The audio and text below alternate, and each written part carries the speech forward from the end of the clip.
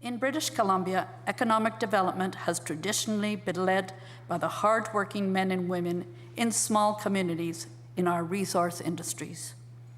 And because of our resource industries, BC outperforms expectations. When our resource industry thrives, all British Columbians benefit, right across the province.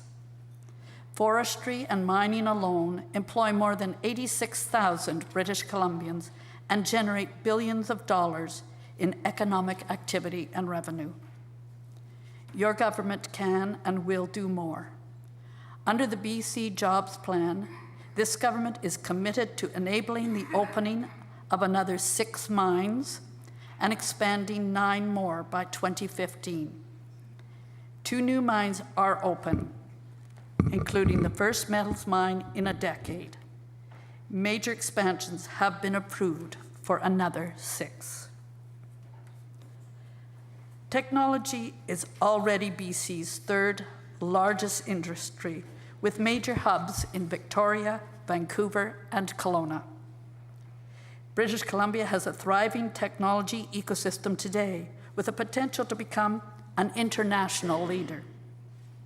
In healthcare, the sector will improve patient care, health outcomes, and reduce costs. In natural resource development, the sector will improve safety and productivity.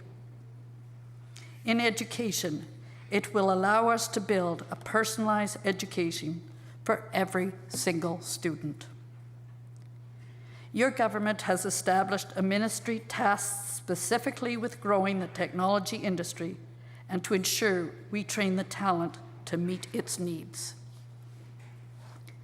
Across the Pacific, a remarkable transformation is taking place. By 2020, the middle class in Asian countries is forecasted to triple to 1.7 billion people. This transformation has already started to create a corresponding demand for energy, cleaner, safer energy. By 2030, LNG demand is projected to increase 2.5 times.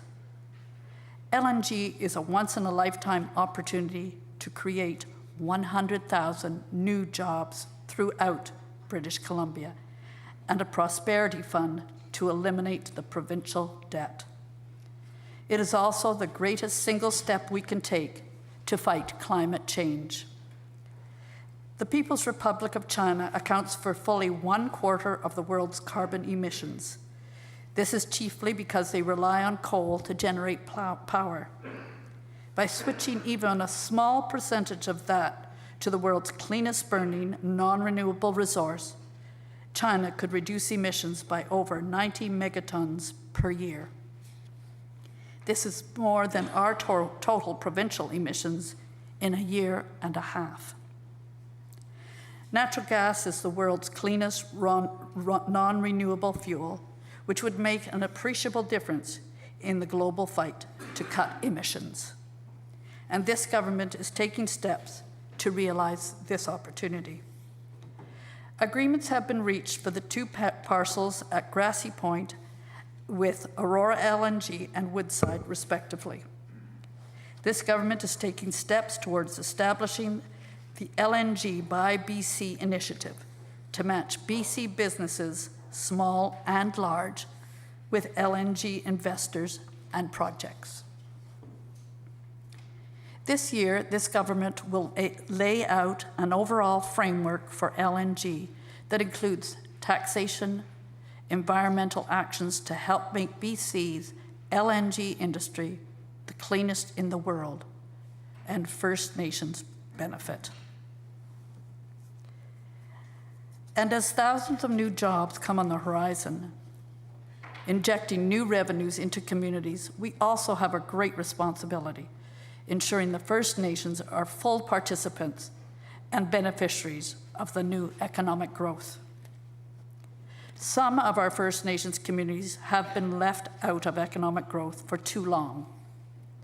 We must be the generation that not only puts British Columbia on a path to new economic growth, but also ensures that First Nations are an integral part of that growth. This will help them become the self-sustaining communities their leaders envision. Healthy, safe, wealthy communities where every child gets a great education. Communities where every child has an equal opportunity for a prosperous future. BC's greatest strength has always been its citizens. We have shown the world there truly is strength in diversity. This is particularly important to remember in 2014, the 100th anniversary of the Komagata Maru incident.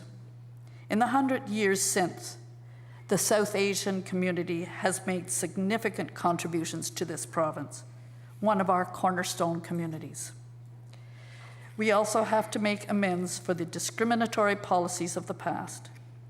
In this session, the government will introduce a motion to formally apologize for the historical wrongs done to the Chinese community. We cannot undo these wrongs, but we have to acknowledge them, confront them, and learn from them.